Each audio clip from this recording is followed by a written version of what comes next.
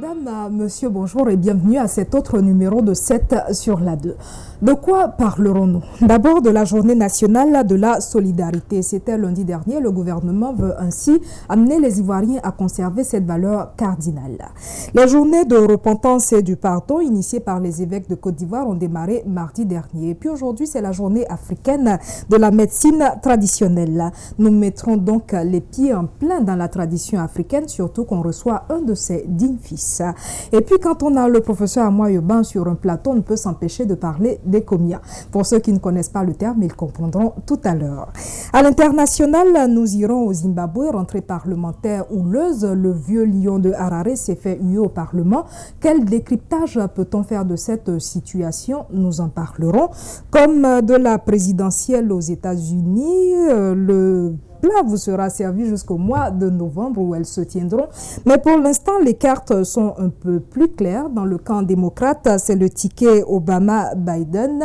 Et dans le camp républicain, John McCain se fait accompagner de Sarah Palin. Que peuvent apporter ces deux nouveaux dans la course? Nous en parlerons tout à l'heure avec le professeur Amoa Yoban. Bonjour professeur. Bonjour madame. Oui, très bien madame. Merci d'être venu. Et comme je l'ai dit, on va démarrer par la journée donc nationale de la solidarité. C'était lundi dernier, célébré de façon officielle dans la ville de Daloa, mais un peu partout en Côte d'Ivoire. Et l'étape d'Atekoubé à Abidjan nous est servie par Noël Baweli et Grace Kando.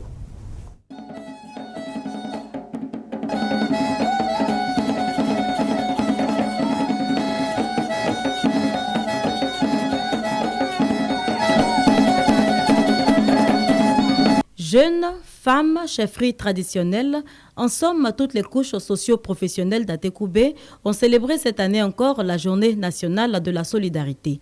Une célébration relevée par des danses traditionnelles et un défilé de la protection civile, la police municipale et les associations des jeunes de la commune. À Atekoubé, on a réfléchi pour cette troisième édition à la mise en œuvre de structures pour une solidarité plus accrue entre jeunes. La mairie d'Atekoubé, en collaboration avec le ministère de la Solidarité et des Victimes de guerre, a montré à travers cette célébration le bien fondé de la culture de la solidarité, gage d'une véritable cohésion nationale. Le lien social dans nos terroirs se nourrissait de la conscience active, de l'interdépendance et de l'instinct naturel du partage, de l'acceptation de l'autre par-delà ses différences. Les composantes sociales s'entremêlaient dans l'unité intégrée du corps humain, de sorte que ce qui touchait à un seul membre de la communauté était ressenti par tous. La cérémonie officielle de cette troisième journée nationale de la solidarité se tient cette année à Daloa.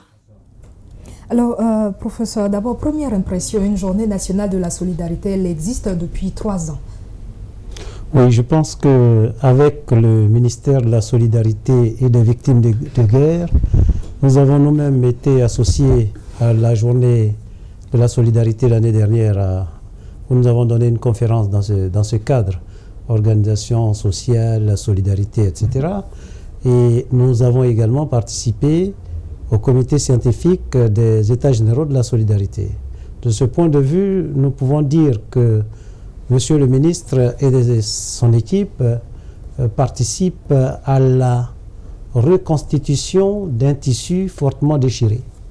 Et de ce point de vue, faire en sorte que nous ayons non seulement les journées, mais également des places de la solidarité où la solidarité va se manifester, c'est une excellente idée. Peut-être tout de même faudrait-il interroger les fondements historiques, les fondements culturels de la solidarité. Et c'est pour cela qu'on vous a convoqué, professeur Amoa Yoban. Au nombre des fondements culturels, il faut dire par exemple que dans nombre de civilisations, quand on dit « je suis d'accord avec toi », cela veut dire « je mange avec toi ». Le village apparaît comme un tissu. Lorsque vous avez une erreur, vous commettez enfant une faute en un endroit, au sud du village, vous êtes repris au sud du village par un oncle, par quelqu'un d'autre, et en arrivant chez vous-même, vous avez la même reprise. Lorsqu'on constate également que un membre de la famille est souffrant, on s'organise pour aller travailler dans sa plantation, de façon que cette personne, pendant cette période, ne connaisse pas de difficultés en sortant de là, en sortant de sa maladie. Donc c'est quelque chose qui est fondamentalement ancré en l'être dans l'ontologie négro-africaine. Alors si c'est tellement ancré, donc comme vous le dites, dans l'être africain, pourquoi est-ce qu'on se retrouve maintenant à en faire la promotion? Et il faut en faire la promotion, puisqu'en fait, c'est paradoxal. Parce qu'en fait, on peut se demander effectivement pourquoi on fait la promotion et qui en fait la promotion. Est-ce que je détruis la société en étant rebelle, par exemple, pour ensuite venir prôner la solidarité? C'est une interrogation. Maintenant, si tel est le cas, dans tous les cas, il faut partir du principe que le raccommodage ou alors la couture du tissu social qui est fortement ébranlé, ça doit être fait par qui? Quelqu'un qui était dans la rébellion, par son équipe, ou alors des personnes qui ont suivi ces mouvements à distance en tant qu'arbitre. Et votre réponse est quoi? Je ne donne pas de réponse. Madame, je voudrais ne pas donner de réponse. Je voudrais inviter, nous voudrions nous inviter à nous interroger sur nous-mêmes. Qui donc peut prôner la solidarité après avoir œuvré à la déchirure de la société? Qui donc? Si nous pensons qu'à un moment donné, nous, en tant que divisants, nous pouvons reconstruire, certes, en avons-nous les clés.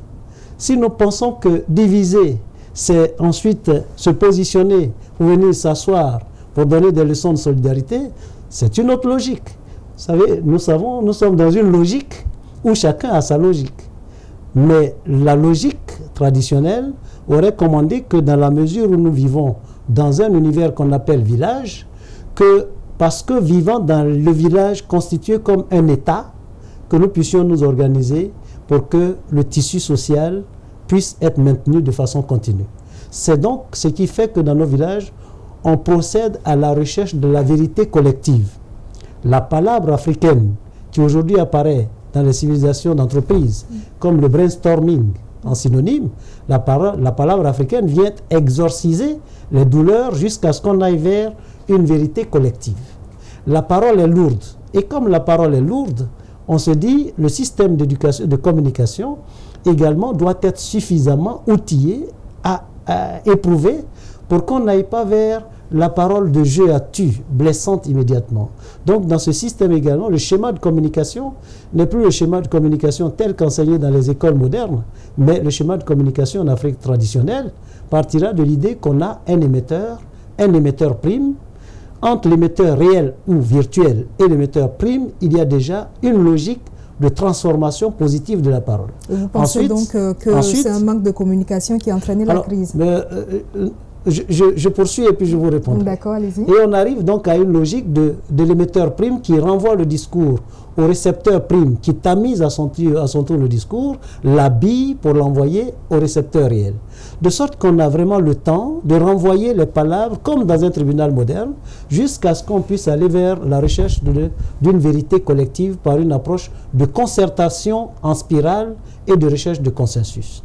Dès lors que nous ne tenons plus compte de cette logique de communication et du relationnel, alors on peut penser qu'on a une vérité et qu'on a la vérité. À partir de ce moment-là, qui prétend avoir la vérité est en difficulté par rapport à ceux qui relativisent la vérité première exprimée par celui qui prétend l'avoir. Décodage, professeur? Décodage, tout simplement. Nous en sommes arrivés à l'idée que certains pensent que la vérité est de leur côté. Donc manque de communication. Manque de communication, mais également manque de respect de l'autre. Vous savez, dans le village a ceci d'important, c'est que c'est le respect de tu qui est fondamental. L'autre est un autre moi-même, et parce que l'autre est un autre moi-même, le principe d'altérité va jouer fondamentalement. Et donc, si l'autre est un autre moi-même, est-ce que moi, en tant que je m'aime pour aimer suffisamment l'autre? C'est parce que je m'aime un peu que je peux aimer l'autre, et donc que je peux faire en sorte que l'amour de je à tu soit un amour continu. Nous sommes là dans une logique qui touche au fondamental de l'être, de l'existant. C'est-à-dire, je, en tant qu'existant, alors devient un être qu'il faut célébrer par rapport à ce qu'on voudrait de beau pour soi-même. Voilà, je ne sais pas si j'ai décrypté, mais je voudrais dire tout simplement que, en fait, nous en sommes arrivés à l'idée qu'il y a une fracture parce que certains d'entre nous pensent toujours qu'ils ont la vérité, alors que la vérité, elle est plurielle, et qu'il faut aller vers une logique d'humilité et de recherche de consensus par beaucoup de concertation en allant vers ce que nous appelons la vérité collective. D'accord, donc un effort de communication, humilité, pardon, communication. Ce sont donc là les recettes du professeur Amoy Urbain pour ne pas en arriver à la fracture sociale. Il en a parlé tout à l'heure, pardon, repentance, réconciliation. Les évêques de Côte d'Ivoire, depuis mardi, ont initié les journées de repentance et de pardon. Nous allons voir la messe d'ouverture avec Grace Kando. La paroisse Saint-Jean de Cocody a été choisie par la conférence épiscopale de Côte d'Ivoire pour abriter la messe d'ouverture des journées de repentance, de pardon et de réconciliation. Le sang a beaucoup coulé, des vies humaines ont été détruites, des personnes sont marquées dans leur chair et des murs se sont dressés entre Ivoiriens et non-Ivoiriens. Tels sont en substance les propos tenus par l'archevêque d'Abidjan, Monseigneur Jean-Pierre Coutoin.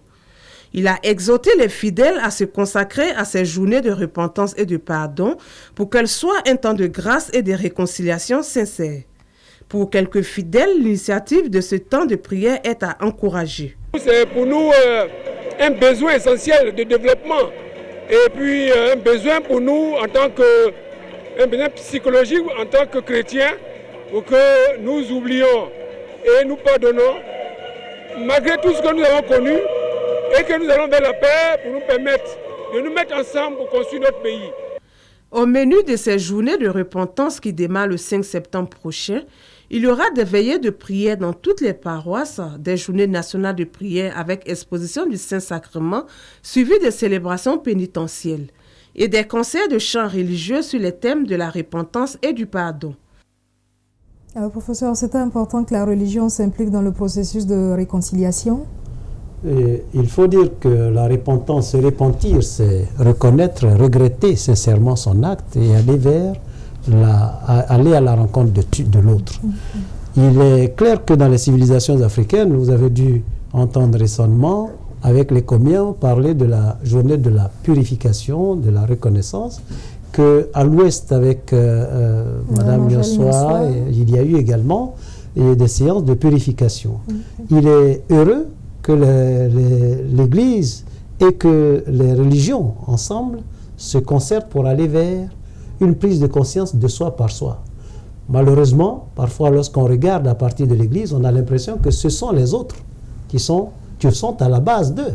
Mais l'Église n'est pas certainement innocente dans cette affaire. Donc la repentance à laquelle on nous invite est d'abord repentance de l'Église elle-même. Quelle aura été l'action de l'Église lors ou dans la période des partis uniques, lorsqu'on construit coup sur coup telle mosquée, telle église, telle cathédrale, et que les autres confessions n'en bénéficient pas, ben oui, je crois que l'Église catholique nous invite là à une réflexion fondamentale, parce que à un moment donné, on a eu l'impression dans ce pays que c'était une religion d'État, offensant par du même coup les autres religions. Donc nous avons à nous interpeller tous. C'est intéressant que l'Église y réfléchisse. Mais là où il faut peut-être faire attention, c'est d'inviter les chrétiens et les Ivoiriens à trop chanter, à crier dans les rues pour faire semblant de prier. Prier, prier, prier. Pendant ce temps, le système de développement économique est en train de s'estomper, de s'arrêter. On pense que notre salut viendra de s'asseoir, du fait qu'on s'asseye et que Dieu, Deus est machina, que Dieu, de façon magistrale et magique, vienne balayer toutes les saletés que nous avons mises dans la rue. Chantons, mais travaillons. Travaillons, c'est là justement qui est intéressant. Nous sommes dimanche et c'est l'œuvre sociale des églises. L'œuvre sociale de l'église commande que nous travaillons. Tu gagneras ton pain à la sueur de ton front. C'est-à-dire que tu travailleras d'abord. Et ce n'est pas de chanter d'abord. Chantons certes, mais travaillons d'abord et travaillons toujours. Si l'acte de repentance nous y invite, oui. Mais si l'acte de repentance consiste à l'éveiller du matin jusqu'au soir, comme dirait le poète, pour aller chanter, prier, danser, chanter, prier, danser, je dis, ça n'est pas certain que ça puisse nous sauver de notre existence et des douleurs. La lecture de la religion par le professeur Amoy Urbain, il faut travailler et puis chanter ensuite. Les tradis praticiens, eux, travaillent assurément au point où aujourd'hui, c'est la journée africaine de la médecine traditionnelle. On ne verra pas de film relatif à cela, mais on va quand même en parler. La médecine traditionnelle, ça rentre dans votre champ d'action? Absolument, tout est lié. La recherche chez la chefferie traditionnelle nous conduit à cela. Pourquoi? Parce que dans l'organisation sociale du négro-africain, il y a le chef, il y a le devin, il y a le guérisseur, il y a tout cela. Et à l'intérieur de la communauté, donc le village est un État. Dans cet État, il y a des médecins. Il y a donc un système de troc. Si vous prenez par exemple la feuille de bananier, la feuille de papayer, que vous faites, vous associez cette feuille à un autre type de plante, vous allez obtenir tel élément. Ça, c'est la dimension scientifique de l'objet de guérison. Mais comme nous étions anciennement dans un système de troc et de protection de brevets, justement, le guérisseur, qu'on appelle traditionnel, le guérisseur va faire en sorte que son brevet soit protégé en disant, le matin quand tu te lèves, tu regardes dans ce sens, tu ne parles à personne et tu fais ceci, mais tu prends cela. Donc l'objet de guérison, c'est d'abord la puissance de connaissance médicinale du guérisseur. Mais est-ce que, professeur, ce n'est pas justement ce brevet-là qui pose problème parce que tous ces interdits n'ont pas permis à tous ces tenants de la tradition de transmettre toujours leur savoir? Fort heureusement, l'université ne dit pas autre chose. Nous, les universitaires, nous gardons également très protégés nos écrits et c'est la raison pour laquelle on va vers les publications. C'est-à-dire, dès lors que je pense et que je n'ai pas encore produit, on ne peut pas me citer. Je n'ai pas produit d'ouvrages qui permettent qu'on me cite. Donc, celui qui a ce mélange, qui a cette connaissance scientifique de base. Donc, au niveau de la médecine traditionnelle, il y a la connaissance scientifique de base, comme souche. Au-dessus, on met la connaissance, l'approche psychologique, qui va faire en sorte qu'on procède par une série d'incantations. Donc, la puissance psychologique qui va faire en sorte qu'on voit le guérisseur comme disposant d'une puissance venant d'un ailleurs, va faire en sorte qu'on pense réellement que ce ne sont pas les feuilles ordinaires qu'on voit sur la place publique qui guérissent, mais que c'est chargé. Il y a une charge mystique et que cette charge va permettre qu'on guérisse. C'est psychologique. Et c'est bon pour les soins. La médecine traditionnelle, absolument. La médecine traditionnelle ne joue que cela. Quand on voit, vous souffrez quand vous voyez venir un médecin. La blouse blanche. Ah oui, la blouse blanche qui vient vous rassurer. Écoutez, ça va passer.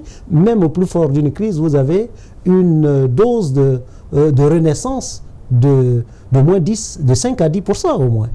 Donc, celui qui protège son brevet va entourer cela d'incantations mystiques. Parfois, il n'y a rien du tout. Et il va assaisonner cela également d'offrandes. En disant un poulet blanc, tu donneras un poulet blanc. Mais ici, c'est le troc. C'est-à-dire, moi, en récompense, j'ai un poulet, qu'il soit blanc ou qu'il soit rouge, mais selon les circonstances, je dis également poule blanche ou coq blanc pour aller vers le sentiment du blanc et donc de la purification. Mais l'objet premier du guérisseur dit traditionnel, c'est sa connaissance des plantes médicinales. Oui, mais professeur, j'en reviens toujours à la transmission du savoir. Où en est-on aujourd'hui dans ce processus-là? Écoute plus souvent les choses que les êtres, dira Birago Diop. On ne dit pas tout, à toute heure et à tout moment. Ni dans le système traditionnel, ni dans le système moderne. On n'enseignera pas le programme de CM2 à un élève à un écolier de CP2. Est-ce qu'aujourd'hui, réellement, on a des praticiens?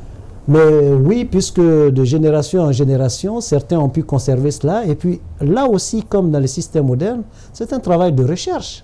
C'est-à-dire qu'on a expérimenté, on a pris telle plante, le grand-père a enseigné telle plante, vous allez dans le système d'initiation Poro ou tout autre endroit, chez les guérisseurs, chez les comiens, vous allez voir que ces personnes vont à l'école pendant 7 ans, 8 ans pour aller apprendre toutes ces choses-là, pour entrer en communication avec les plantes. Il y a des plantes qui parlent. Il y a des plantes qui ont besoin d'une communication ésotérique pour pouvoir leur permettre, pouvoir donner un peu de leur sève. C'est toute l'Afrique, mais c'est tout le monde entier. Et donc, l'initiation va se faire par rapport à l'école. Vous allez dans un village, dans le système traditionnel, il y a ceux qui guérissent, il y a les médecins traditionnels, il y a ceux qui organisent, qui ont le secret, l'art de la conservation des corps, il y a ceux qui ont le secret de l'artisanat. C'est donc un univers analogue à un État. C'est un État, le village. À partir de ce moment-là, on l'organise comme tel.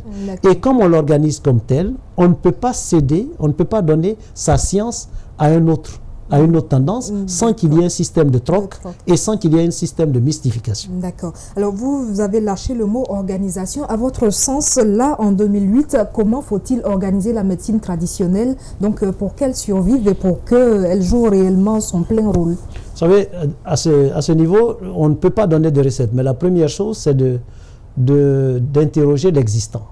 Donc, faire l'état des lieux. Vous savez, moi, j'ai peur un peu de l'État. Parce que qui donc est l'État si ce n'est chacun? Je suis l'État. En tant que créant une université privée, je suis l'État. Donc, en tant qu'État étant moi-même, je déclenche le processus de l'idée que l'acte que je pose ou que je sois contribue au bien-être de la cité appelée Côte d'Ivoire. À partir de ce moment-là, ce qu'on attendra, c'est de faire l'état des lieux. Que ceux qui connaissent livrent progressivement leurs secrets. Mais là encore, madame, le problème c'est qu'on débarque dans nos villages avec nos caméras. Oui, vieux, on vient te demander quelle plante tu soignes quoi. Mais non, c'est une initiation. La connaissance est un processus. La connaissance est un processus. Et la connaissance en Afrique traditionnelle fait appel à beaucoup d'humilité. Fait appel également à une grande observation.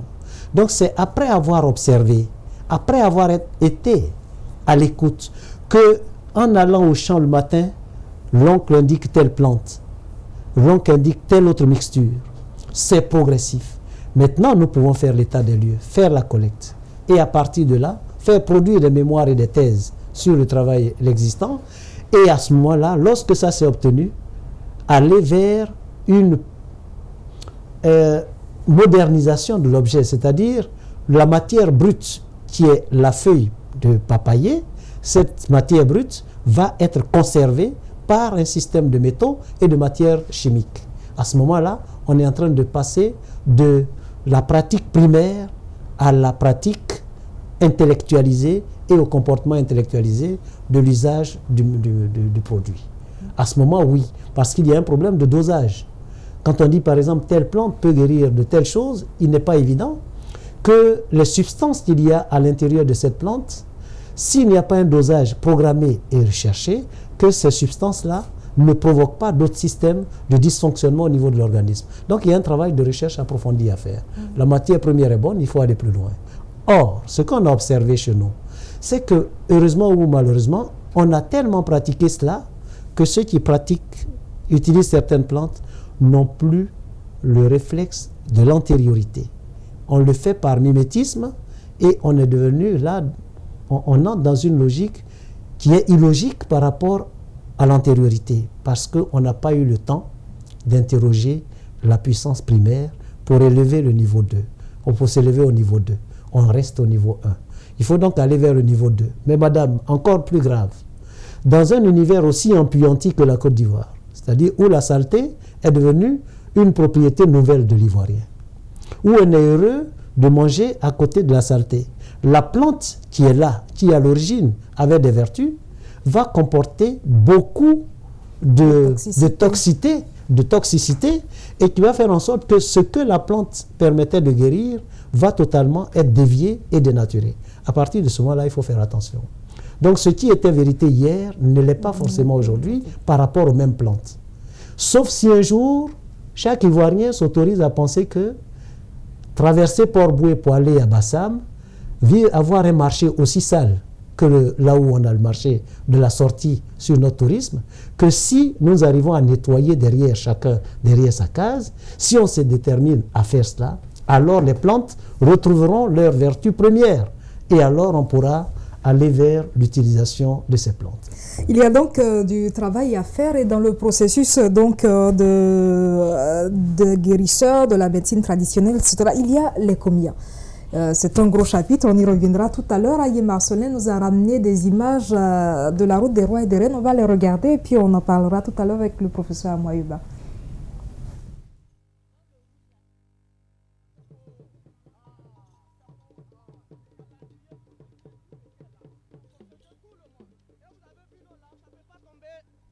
Il a fermé, l'eau ne peut pas tomber. Il fallait devant le ministre. Voilà les gens, c'est comme ça. Il va sauter dessus. Ouais, il Quand il monte dessus là, il n'y a rien. Quand il monte dessus là, ça veut dire quoi? Il y a beaucoup de choses qui se passent. Ceux qui sont mauvais qui veulent venir ici là, tout est calendrier. Ils ne peuvent pas rentrer ici. Voilà balai là, voilà pourquoi on fait ça. Voilà. Ils ne peuvent pas, ils peuvent pas.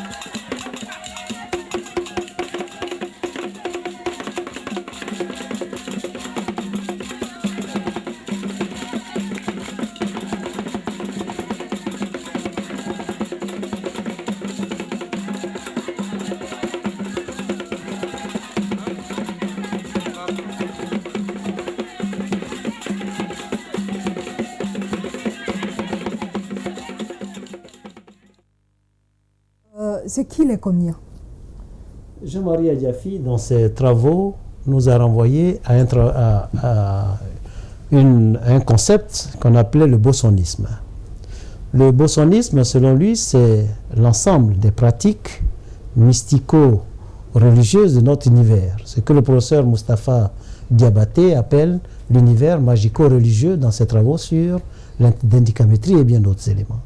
Nous en arrivons à l'idée qu'une Komia signifie, dans sa dimension visible première du colonisateur, c'est-à-dire le colonisateur regardant, a dit fétiche, féticheuse. C'est-à-dire l'appellation même a une charge, a une connotation péjorative, dépréciative. Sinon, dans la réalité, qu'est-ce qu'il faut dire? Mais c'est une prêtresse. Ce sont des prêtresses de chez nous. Ce sont des prêtres et des prêtresses de chez nous. Regardez leur symbolique. Ces dames sont en blanc. Elles ont le kaolin comme élément d'expression. Avant l'entrée d'une Komia en danse, vous allez avoir ce qu'on appelle dans les religions modernes toute une période de louange. Il va y avoir un orchestre qui acclame, qui prépare l'entrée de la Komia sur scène. Elle arrive et à un moment donné, vous allez avoir, comme dans les pratiques modernes, vous allez avoir cette dame-là qui va avoir une charge, une forte émotivité, une forte décharge de spiritualité. Elle tombe dans un univers second. À ce moment-là, le langage, le discours, la langue qu'elle parle n'est plus la langue, même si vous la comprenez, n'est plus la langue ordinaire. Elle va être habitée par les esprits, ce que les religions chrétiennes vont appeler l'Esprit Saint. À ce moment-là, la charge est tellement forte que les génies et les esprits lui dictent les remèdes et elle peut alors soigner, prendre des enfants, faire des traitements, soigner, faire des prescriptions médicales. D'accord. Alors vous dites... À la fin, vous allez voir que l'esprit va quitter la personne, va déshabiter la personne, on va encore procéder à l'acclamation, elle va faire une sortie, elle va sortir de la danse, les génies la quittent à ce moment-là, l'esprit la quitte et elle revient à elle-même. Dès ce moment-là, pour celles qui ont une charge très forte, il faut un autre moment parce qu'elles ne sont plus en mesure d'avoir le décodage réel de ce qu'elles ont dit quand elles étaient en situation de personnes habitées par un esprit. D'accord. Alors là, c'est l'usage, le mode d'emploi, etc. Vous avez dit prêtresse. Prêtresse de qui? On parle souvent du diable. Prêtresse de qui, les Komiens? Prêtresse de la cité. Dans l'organisation sociale africaine, vous avez le chef. Je précise, prêtresse de quel dieu? Du même Dieu. Il n'y a pas plusieurs dieux. En Afrique, c'est le colonisateur qui a fait croire que nous avions des dieux. Non, il n'y a qu'un seul Dieu. Et ces dames que vous voyez là vont prôner des choses. Aimer l'autre. Aimer les règles de vie commune, de solidarité, d'entente, c'est ce qu'elles vont prôner. Elles ne sont pas prêtresses de destruction. D'accord. Alors, prêtresse du même Dieu, mais les bouts de bois, les canaries et autres, qu'est-ce que c'est exactement? Oui, madame. Encore une fois, Birago Diop vous dit, écoute plus souvent les choses que les êtres. La voix du feu s'entend. Entends la voix de l'eau. Écoute dans le vent le buisson en sanglots. C'est le souffle des ancêtres. Mais prêtresse du même Dieu. Pourquoi l'Église nous présente Jésus sur une croix comme le Dieu saint? Pourquoi on nous présenterait quelqu'un sur un crucifix et ne pas penser que ce quelqu'un a la même valeur que l'eau, la rivière qui coule? En tant que pédagogue, je considère que c'est une approche didactique. Tout le monde n'a pas accès immédiatement à la connaissance de Dieu abstrait. Donc, on lui donne un symbole. C'est un morceau de bois, c'est un canari dans le coin de la maison qui symbolise les ancêtres.